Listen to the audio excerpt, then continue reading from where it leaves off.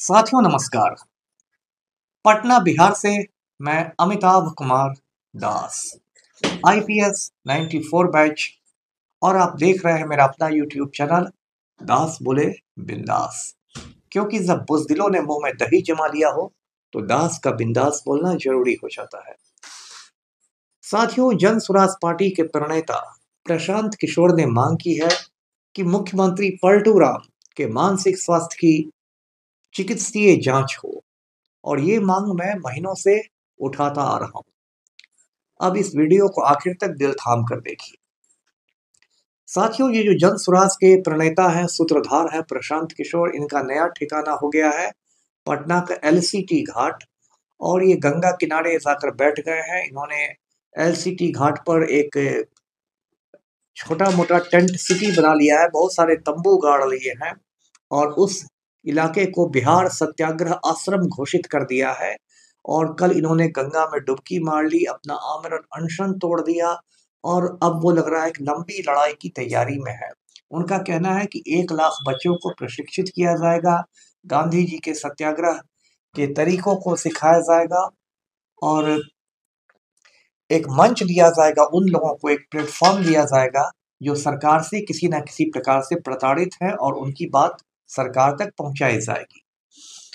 कल उन्होंने इस मंच पर जो पहली मांग रखी प्रशांत किशोर ने, उन्होंने कहा कि नीतीश कुमार के मानसिक स्वास्थ्य की जांच होनी चाहिए, मेडिकल जांच होनी चाहिए, क्योंकि लग रहा है कि अब मुख्यमंत्री शासन करने की स्थिति में नहीं है। ये बहुत महत्वपूर्ण मांग है, और मुझे इस बात की खुशी है कि जो मांग मैं महीनों से करता रहा हूं, उसी को प्रशांत किशोर ने भी अब उठाया है। साथियों, आप जानते होंगे कि पलटू राम की गतिविधियां पिछले 1-2 साल में बहुत असामान्य हो गई हैं, एबनॉर्मल जिसको कहते हैं, असामान्य हो गई हैं।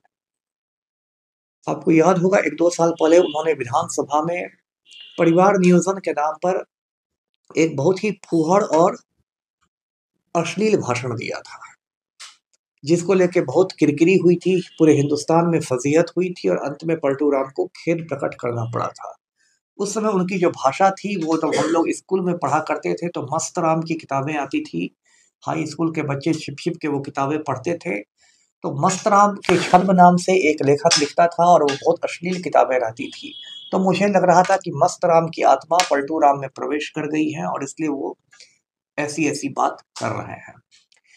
यहीं पर वो उनकी स्थिति नहीं रुकी, वो बार बार इस तरह की असामान्य हरकतें दोहराते रहे। एक बार क्या हुआ, 1-2 साल पहले की बात है, कि जो बिहार सरकार के मंत्री हैं अशोक चौधरी, उनके पूज्य पिता थे महावीर चौधरी, कांग्रेस के नेता थे, मंत्री भी थे। उनकी श्रद्धांजलि सभा में बरसी में पलटू राम गए, और वहां एक बड़ी सी तस्वीर लगी हुई थी महावीर चौधरी की। उस पर पहले से माला पड़ी हुई थी, माल्यार्पण हो चुका था, और पलटू राम के हाथ में फूल दिए गए कि भाई अब इसको जाके आप उनकी तस्वीर पर चढ़ाइए। तो कोई बच्चा भी समझ जाता कि किसको फूल चढ़ाना है। अब पलटू राम ने हाथ में फूल ले लिए और जाके अशोक चौधरी के सर पर चढ़ा दिया। अब वहां जो खड़े थे उनकी समझ में नहीं आया किस पर हंसा जाए कि रोया जाए। अशोक चौधरी बेचारे बिल्कुल जीवित व्यक्ति हैं, उनको जीते जी श्रद्धांजलि दे दी पलटू राम ने। तो इस तरह की उनकी हरकतें हो रही है। फिर उनको एक बीच में लगता है कोई बीमारी लग गई है, बात बात पर लोगों का पैर पकड़ने दौड़ते हैं।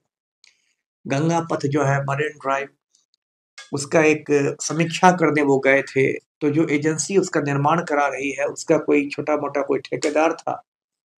मुख्यमंत्री दौड़ने लगे कि मैं आपके पैर पकड़ता हूँ, पैर पकड़ता हूँ। एक अजीबोगरीब स्थिति वहां उत्पन्न हो गई। जो सीनियर सीनियर आईएएस अधिकारी हैं, वो मुख्यमंत्री का रास्ता रोके हुए थे कि रुक जाइए सर, रुक जाइए, रुक जाइए सर।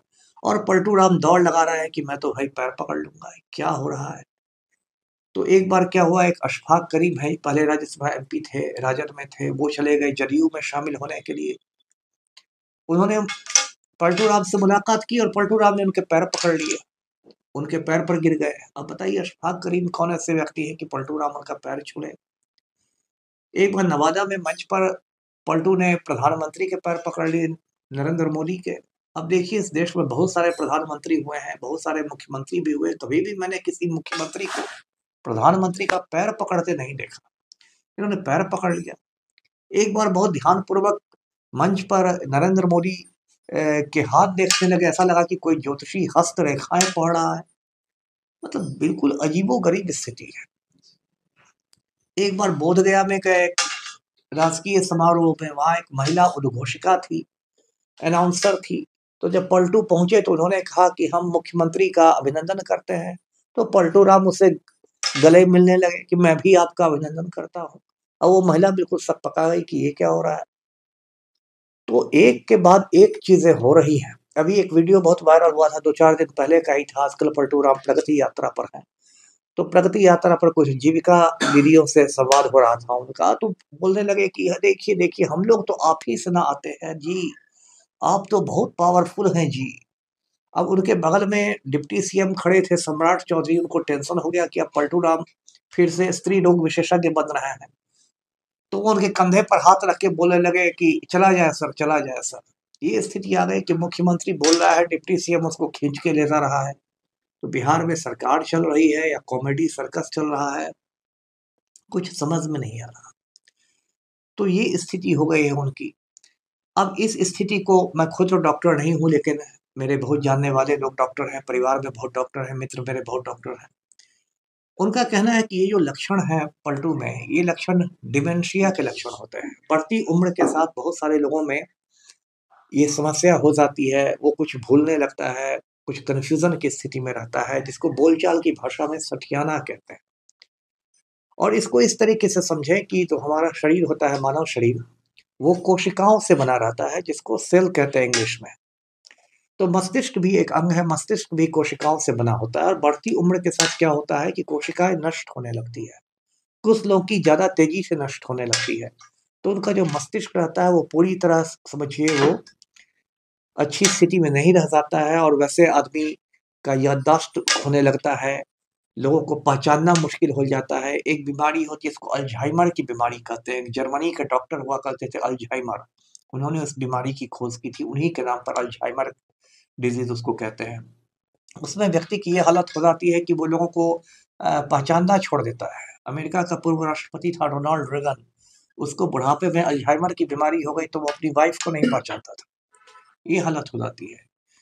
तो कहीं न कहीं पलटू को वो डिमेंशिया, अल्जाइमर, ये सब के लक्षण आने लगे हैं। क्योंकि आप कुछ भी हो गया है, माननीय मुख्यमंत्री हों, कितनी बार भी माननीय लगा लें, अंततः आप एक मनुष्य ही हैं। और मनुष्य को जो बुढ़ापा होता है, जो बीमारियाँ होती हैं, उनसे आप अछूते नहीं हैं। तो प्रशांत किशोर ने जो माँग की है, वो माँग बहुत प्रासंगिक है। ये 13 करोड़ बिहारी हैं, 13 करोड़ लोगों का राज्य है। और यदि यहाँ का मुख्यमंत्री की दिमागी हालत ये हो जाए कि वो खुद नहीं कर सके, तो ये वो चिंता का विषय है। और अब तो ऐसा लगता है कि कुछ अधिकारियों ने, कुछ नेताओं ने पलटू को लगता है बंधक बना लिया है। अब आजकल एक डीके टैक्स की बात शुरू हो गई है। तेजस्वी यादव ने भी इसकी चर्चा की थी, विपक्ष के नेता ने। कहा जा रहा है कि पलटू के करीबी हैं, वो ट्रांसफर पोस्टिंग में डीके टैक्स वसूल रहे हैं। एक एक जिला में एसपी की पोस्टिंग के लिए 50-50 लाख रुपए वसूले जा रहे हैं।